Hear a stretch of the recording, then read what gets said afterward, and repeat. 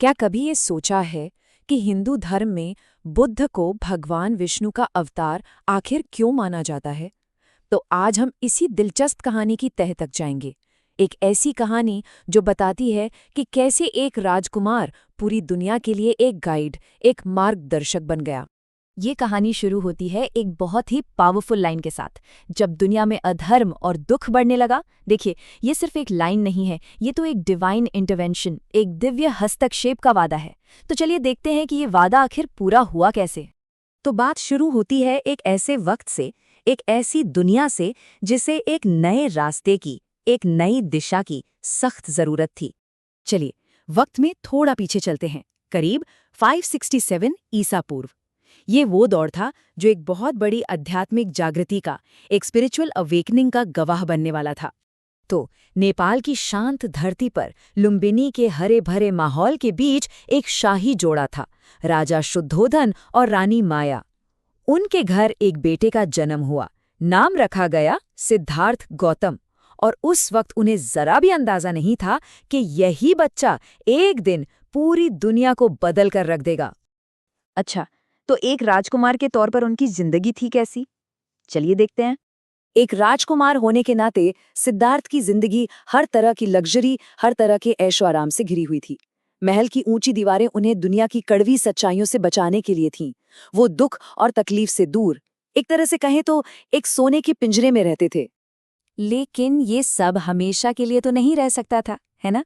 अब कहानी में वो मोड़ आता है जहां सिद्धार्थ का सामना पहली बार असलियत से होता है। महल की सेफ्टी से बाहर एक सफर ने उनकी आंखें खोल दीं। उन्होंने वो हकीकत देखी जिसे अब तक उनसे छुपाया गया था। उन्होंने जिंदगी के उस सच को देखा जिसे कोई टाल नहीं सकता। बुढ़ापा, फिर बीमारी और फिर मौत।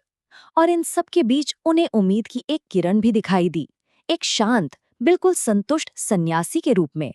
इन नज़ारों ने, इन सच्चाइयों ने सिद्धार्थ को अंदर तक हिलाकर रख दिया। उन्हें पहली बार यह एहसास हुआ कि जिंदगी सिर्फ खुशियों का नाम नहीं है, इसमें तो दुख भी भरा पड़ा है। और बस यही वो पल था जिसने उनकी किस्मत की दिशा हमेशा हमेशा के लिए बदल दी। और बस इसी एहसास के साथ शुरू हुई उनकी असली खोज, सत्य की खोज, ज्ञान की तलाश।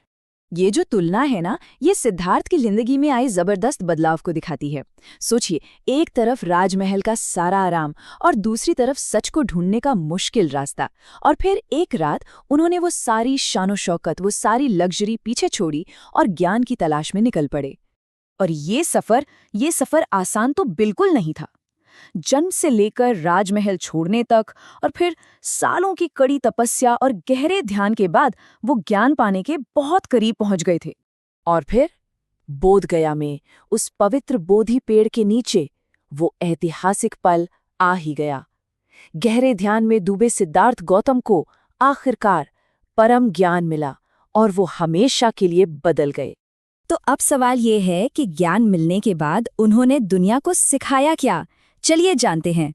उसी पल से सिद्धार्थ गौतम को एक नया नाम मिला, बुद्ध, जिसका मतलब होता है जिसे ज्ञान मिल गया हो, द एनलाइटेंड वन। अब ज्ञान मिलने के बाद बुद्ध रुके नहीं। उन्होंने अपनी समझ, अपनी नॉलेज दुनिया के साथ बांटी और दुखों से छुटकारा पाने का रास्ता दिखाया। उनकी सीख के 3 मेन पिलर्स थे। हर जीव के लिए दया यानी कंपैशन, अहिंसा यानी नॉन वायलेंस और मन की शांति यानी पीस। उन्होंने ये भी सिखाया कि हमारे सारे दुखों की जो जड़ है ना, वो है लोभ और मोह, यानी कि लालच और किसी भी चीज से बहुत ज्यादा अटैचमेंट। और इस तरह भगवान विष्णु के 9वें अवतार की कहानी पूरी होती है। ये एक डिवाइन इंटरवेंशन था जिसका मकसद था इंसानियत को लालच और दुख के अंधेरे से निकालकर सच्चाई और शांति की रोशनी की तरफ ले जाना। बुद्ध ने तो सदियों पहले शांति का रास्ता दिखा दिया था, लेकिन आज की इस भागदौड़ भरी दुनिया में, जहाँ चारों तरफ इतना तनाव है, इतना संघर्ष है, ये सवाल पूछना शायद पहले से भी ज्यादा जरूरी हो गया है। क्या हम सब आज भी उस शांति के रास्ते पर चल रहे हैं?